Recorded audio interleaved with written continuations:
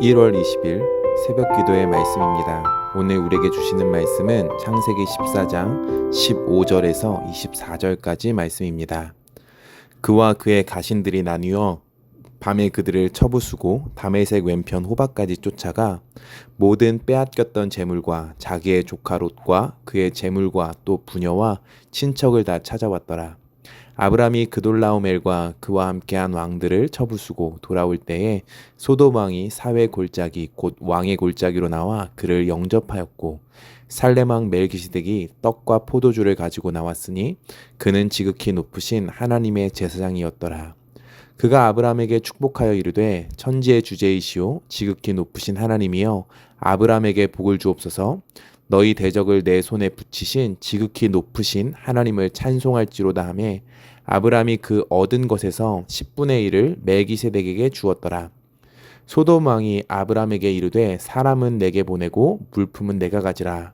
아브람이 소돔 왕에게 이르되 천지의 주제이시오 지극히 높으신 하나님 여호와께 내가 손을 들어 맹세하노니 내 말이 내가 아브람으로 치부하게 하였다 할까 하여 내게 속한 것은 실 한 오락이나 들매끈 한 가닥도 내가 가지지 아니하리라. 오직 젊은이들이 먹은 것과 나와 동행한 아넬과 에스골과 마므레의 분깃을 제할지니 그들이 그 분깃을 가질 것이니라. 아멘. 오늘 본문은 창세기 14장 말씀입니다. 오늘 말씀은 아브라함의 인생에서 굉장히 중요한 장면입니다. 성경을 조금 멀리서 보면 인류의 역사가 계속 같은 방향으로 흘러가는 것을 보게 됩니다. 어떤 방향입니까? 죄를 향하는 방향으로 가지요. 하나님께서 가인에게 말씀하셨습니다. 죄가 너를 원하나 너는 죄를 다스리라고요. 그런데 가인은 그 말씀을 듣지 않았습니다. 그리고 아벨을 죽였습니다.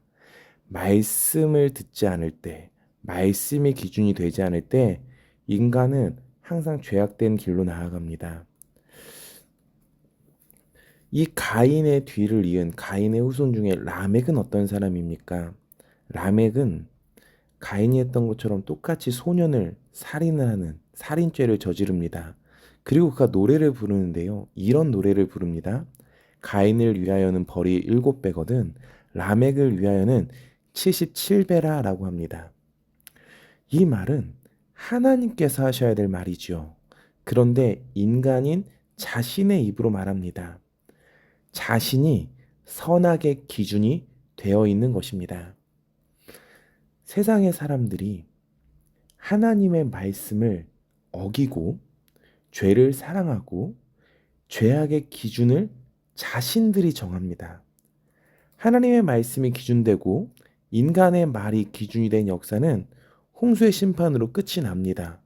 그러나 하나님 앞에서 홍수를 경험한 노아, 그리고 하나님의 구원을 경험한 노아, 그리고 그 후손의 역사들을 보면 하나님을 사랑하며 죄를 반복하지 않습니까?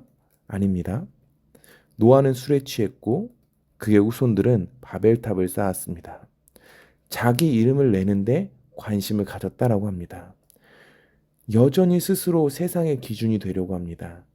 여전히 말씀을 기준으로 삼지 않고 자신의 뜻과 자신의 생각들을 기준으로 삼고 살아가야 합니다. 우리가 이쯤 되면 이런 질문을 하게 되죠.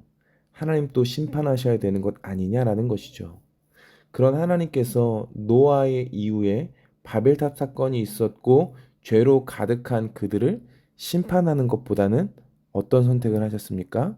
창세기 12장에서 아브라함을 부르는 선택을 하십니다. 그는 우상을 만들던 사람이었죠. 그런데 그를 부르셔서 이렇게 말씀하셨습니다. 본토 친척 아비집을 떠나라고요. 그리고 3가지 약속을 주셨습니다. 내가 너에게 땅을 주겠다. 그리고 내가 너에게 많은 자손을 주겠다. 그리고 너에게 복을 주겠다. 아브라함은 이 약속을 믿고 떠났습니다. 쉬운 결단이 아니었습니다. 지옥을 이동하는 건 생존의 문제입니다. 그 약속을 믿고 아브라함은 떠난 겁니다. 그러나 아브라함은 이 약속을 수도 없이 잊어버립니다. 시작은 약속을 붙들었는데 인간은 죄악된 길로 나아간다 하지 않았습니까? 아브라함도 잘못된 선택들을 반복합니다. 하나님이 약속하신 땅에 도착했습니다. 그럼 머물러야 합니다. 그런데 기근이 오자 그 땅을 내어버리고 애굽으로 내려갑니다. 하나님의 주신 땅에 대한 약속이 그에게 흐려졌습니다. 그리고 애굽에서 어떤 죄를 범합니까? 자신의 아내, 그로 인해서 큰 민족을 이루어야 될 그 아내를 누이라고 속이고 애굽의 바로왕에게 내어줍니다. 씨의 약속도 스스로 포기하는 것이죠. 약속을 붙잡았으면 약속을 따라가야 하는데 그 약속을 흐리게 하고 죄를 선택하고 환경을 바라보더라라는 겁니다. 12장 16절을 보면 아직까지도 잘 풀리지 않는데 애굽 왕이 아브라함을 후대하고 많은 재물을 줍니다. 잘못해서 간 땅에서 오히려 부유하게 되어서 돌아옵니다. 그런데 한번 생각해 보십시오. 하나님의 복의 통로가 되어야 될 사람입니다. 그러니까 아브라함을 축복하는 자를 하나님께서 축복하시겠다라고 하셨고 복의 통로가 되고 믿음의 조상이 되게 하시겠다고 하셨습니다. 그러면 애굽 왕에게 하나님을 흘려보내야 되고 복을 흘려보내야 됩니다.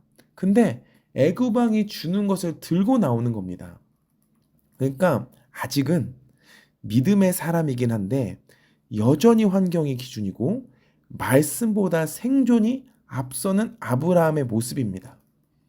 그런데 중요한 것은 하나님께서 그를 버리지 않으셨다라는 겁니다. 그리고 14장입니다. 우리가 어제 말씀을 통해서 살펴봤듯이 롯이 눈에 보기에 좋은 땅을 선택했고 하나님으로부터 멀어지는 선택을 했습니다. 그것이 소돔이었죠. 이 롯이 선택한 땅의 결과는 무엇이었냐면 포로가 되는 일이었습니다. 전쟁에 휘말린 일, 포로에 끌려간 일입니다. 이 소식을 들은 아브라함은 집에서 훈련된 318명을 데리고 전쟁터로 갑니다. 정복 전쟁이 아니었고 자신의 조카를 구하기 위한 싸움이었습니다. 그리고 하나님께서 도우셔서 318명의 소수였지만 전쟁에서 승리케 하시고 롯을 구출해 오게 됩니다. 그런데 14장의 핵심은 전쟁이 아닙니다. 이 다음 장면입니다. 이 멜기세덱이 등장합니다. 그리고 말합니다. 천지의 주제이신 지극히 높으신 하나님께서 아브라함에게 복을 주셨다고요. 이 말은 이런 말입니다. 너가 잘 싸워서 된 게 아니라 이 전쟁의 주인은 하나님이다라는 겁니다. 그래서 아브라함은 여기서 11조를 드립니다. 의무가 아니라 고백이었습니다. 이 승리는 내 것이 아니라고요. 그리고 이어서 소돔왕이 나타납니다. 그리고 말합니다. 사람은 내게 보내고 물품은 너가 가져가라. 엄청난 제안이죠. 그런데 아브라함은 단호하게 말합니다. 실 한 오락이나 들매끈 한 가닥도 내가 가지지 않겠다라는 겁니다. 왜입니까? 사람들이 말하기를 너가 아브라함을 부자로 만들었다 할까 하여라고 합니다. 아브라함은 시간을 지나면서 죄악된 선택들을 했었습니다. 잘못된 하나님의 약속을 저버리는 선택들을 많이 반복했어요. 그런데 그 안에서 무엇을 보았습니까? 이런 나를 포기하지 않으시고 여전히 약속을 지키시는 하나님을 보았습니다. 아브라함은 이제 압니다. 복의 근원이 누구인지를요. 그래서 애굽 왕에게 침묵했었던 아브라함이 이제 없습니다. 그 물질을 주는 것을 좋다고 받아왔던 말씀보다는 생존을 앞세우고 환경적인 눈에 보기에 좋은 것을 선택했던 아브라함이 이제 확실하게 없습니다. 그래서 그는 하나님의 이름을 고백하고 그 소돔왕이 주는 그 재물을 거절한다라는 겁니다. 그런데 이제 우리가 내일 볼 말씀인데 15장 1절이 있습니다. 하나님께서 아브라함에게 찾아와서 이렇게 말씀하십니다. 아브라함아 두려워하지 말아라. 나는 내 방패요 내 지극히 큰 상급이라고요. 하나님 말씀하시는 겁니다. 너가 거절해줘서 고맙다. 너가 왜 거절했는지 알고 있다. 너가 왜 내려놓았는지 알고 있다. 근데 그 내려놓은 것만큼 내가 갚아줄 거다. 내가 너의 상급이기에 내가 채워준다.